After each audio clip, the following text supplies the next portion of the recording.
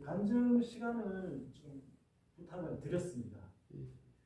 이제 신앙생활에서 상당히 또 중요한 한 부분을 차지하는 것이 간증이라고 그 생각이 오래전부터 들었었거든요. 그렇게 들게 된 계기가 제가 10수년 전에 물류센터 아르바이트하고 있을 때 그날 한 60 정도 되신 남성분이 오셨어요. 처음 일하러 오셨는데 같이 일하고 점심때 그 사내 식당에서 밥 보고 반찬 보고 하는데 그분이 그 한쪽에 테이블에 앉아서 식사 기도를 하시는데 이렇게 합장하듯이 이상하게 이렇게 해서 기도를 하시더라고요. 그래서 다음날 아침에 잠깐 말씀 나눌 기회가 있어서 여쭤봤어요. 저 종교가 어떻게 되시나요? 자기 집안은 다 교회를 나간대요. 그래, 아내도 나가고 자녀도 나가고 본인도 교회 나간 지 30년 되었는데 지금 불교를 개종하고 불교 대학에 나가고 있다고 하시더라고요. 그리고 왜 그러시냐고 하니까 오랫동안 신앙생활을 했지만은 밋밋하게 신앙생활을 밋밋하게 하셨답니다. 뭐 하나님께서 살아계신 줄도 모르겠고 하시면서 그래서 모르겠습니다. 그 이후로 그분이 다시 돌아오신지 모르겠습니다만은 우리가 말씀 하나님 말씀 상당히 중요해요. 진짜 말씀이 가장 정말 중요하고 거기에 말씀에 따라서 체험도 같이 따라줘야 된다고 생각을 하고 있습니다. 체험 신앙 하고 있는데 하나님께서는 우리 성경책 안에 책 속에 주인공으로만 계시는 하나님이 아니세요. 실제로 나와 내 안에서 내 옆에서 내 눈앞에서 나와 동행하시며 함께 걸어 나가시는 분이시거든요. 그러면 당연히 체험을 할 수밖에 없어요. 그런 체험을 나눔으로 인해서 정말 저는 이제 그 간증을 나누는 것은 활력 비타민, 신앙생활의 활력 비타민이라고 생각을 합니다. 우리 일상생활에서도 직장생활이든 뭐 스포츠 경기든 뭐든 침체기, 정체기, 슬럼프에 빠지면 나기가 굉장히 힘들거든요. 영적 슬럼프도 마찬가지예요. 영적 침체기, 정체기 여기도 한번 빠져들면 굉장히 나오기 힘들다고 생각을 합니다. 그런데 이게 간증을 나눔으로 인해서 굉장히 활력 비타민이 되어서 이런 침체기에도 빠지는 것도 방지한다고 생각하고 우리 침체기에 빠져도 빨리 벗어날 수 있다고 생각을 하기 때문에 우리가 뭐 사소한 간증이라는 게 없지 않습니까? 하나님이 사실 모든 게 정말 감사드리는 일인데 이렇게 저렇게 좀 많이 나누면서 신앙생활 해나갔으면 하는 그런 바람을 가지고 있고요. 제가 몇 가지를 준비를 했는데 상당히 또 조심스러운 부분도 있고요. 이게 제가 좀 절대 간증 말씀 나올 때 자랑이라든가 교만이 그래서는 안 되지 않습니다. 그래서는 절대로 안 되고 또 우리 들어주신 분들도 저분이 주신 저 은혜를 내게도 동일하게 은혜를 내려주시옵소서 하고 이렇게 간절한 마음으로 받아주시면 은혜가 되고 그리고 신앙생활의 어떤 도전 그리고 좀 뭔가 열심을 낼 수 있는 그런 하나의 좋은 부분으로 작용할 수 있을 거라고 보고 이렇게 말씀을 나누도록 하겠습니다. 저는 예수님을 33세 이제 성인 되어서 어릴 때는 뭐 친구 따라 성경학교도 가고 친구 따라 교회도 한 번씩 하고 했지만은 저희 집안은 다 불교 집안이에요. 친가교회가. 그런 상태에서 제가 고등학교 때는 귀신을 보지 못했지만 귀신이 역사한다는 거, 귀신 섬에서 좋을 건 없다라는 걸 몸으로 느끼면서 시골에 제사 지내도 안 가고 절에도 안 가고 신앙 없이 살았습니다. 그렇게 살다가 무교로 살죠. 살다가 33세 그 직장에서 한 집사님 통해서 교회를 나갔는데 많이 교회로 나갔습니다만 신앙생활은 제대로 못했습니다. 교회도 안 나가고 말씀도 모르고 기도도 안 드리고 이렇게 해서 33, 34, 35, 36 남이 물으면 기독교입니다. 이 정도지 그 이상도 이해하지 않았습니다. 그러다가 37살 때 그의 1월부터 하나님께서 딱 주셔서 이제 역사를 하시는데 1월달에 하나님께서 음성을 주셨어요. 그때는 음성인지 전혀 모르고 나중에 그게 하나님 음성이었구나 라는 그 감동이 왔었고 그리고 2월달에 제가 이런 개척교회에 들어가서 5개월 정도 생활을 했습니다. 생활을 할 때 그때 이제 제가 이제 감동을 받은 그 말씀을 좀 나누고자 하는데요.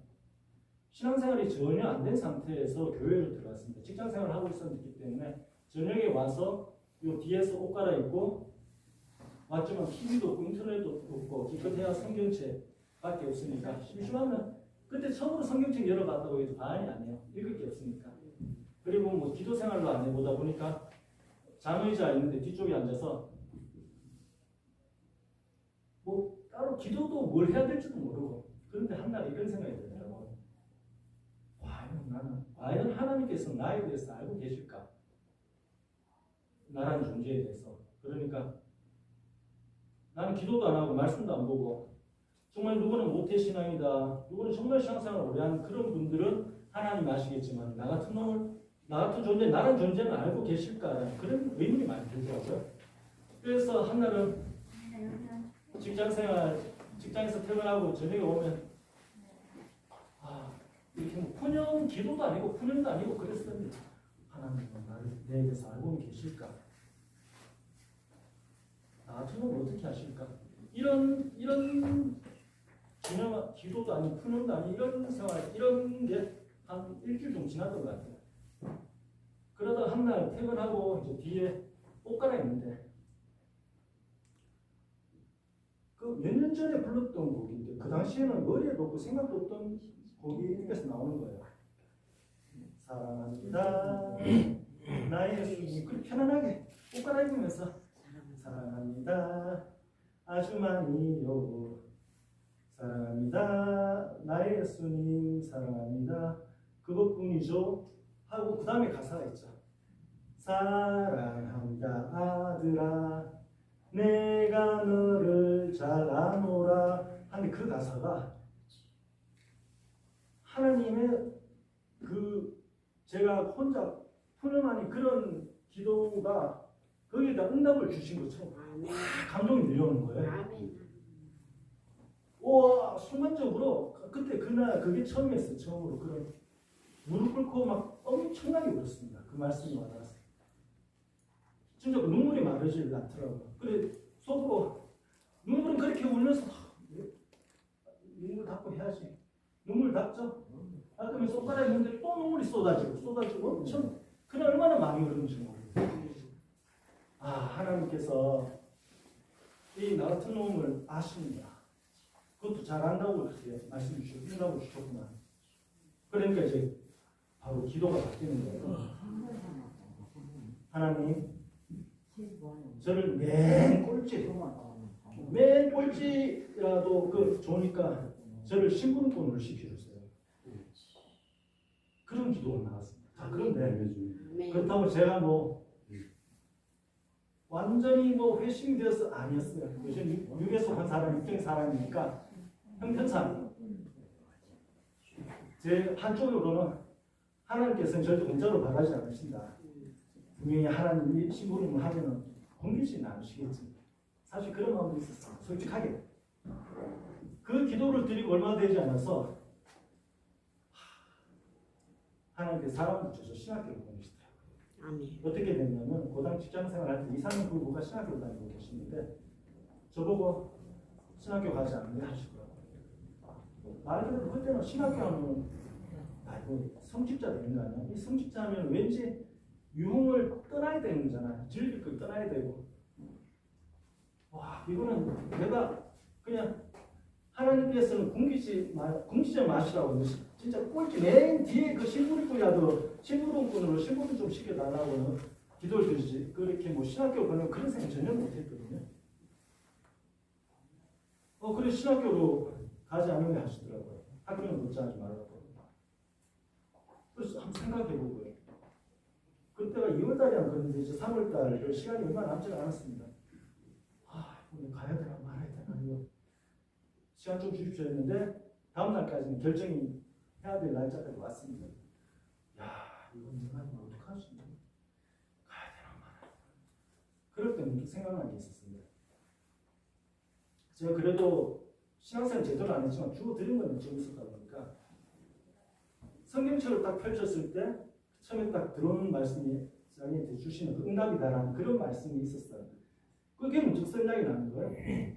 근데 저는 성경처럼 한 번도 제대로 열어본 적이 없기 때문에 어디에 무슨 말씀인지도 모르고 혹여나 그게 있으면 그거라도 혹시 그쪽으로 나와야지 하면서 그쪽으로 펼치게 할 거 아니겠어요. 근데 저는 성경 말씀 어디에 뭐가 있는지 저는 모르니까 눈을 감아서 펼치도 눈을 떠서 펼치도 상관이 없었습니다. 한번 반신반의하면서 펼쳤습니다. 펼치는데 나중에 알고 보니까 참 많은 분들이 알고 계시는 그 말씀 성경 구절이었습니다. 잠언서 16장 9절 말씀. 사람이 마음으로 길을 그에 갈지라도 그 발걸음이 인도하시는 자를 여호와시니라. 그 말씀을 주신 거예요. 좀 처음 봤습니다. 야, 이건 하나님 결정하시고. 그렇게 해서 제가 신학교를 들어가게 되었습니다. 하나님과 우리가 신앙생활을 할 때 걸리는 게 없어야 되거든요. 죄가 걸리면 바로 회개 기도를 드려야 되고, 그리고 이거 나만 하나님 아시는 거 아니야? 하나님 정말 나를 알고 계실까? 궁금하시면 하나님께 직접적으로 한번 질문 한번 드려보시기 바랍니다. 걸리는 게 있으면 안 되잖아요. 신앙생활 하면서 그런 생각이 들어서 말씀을 드렸고요.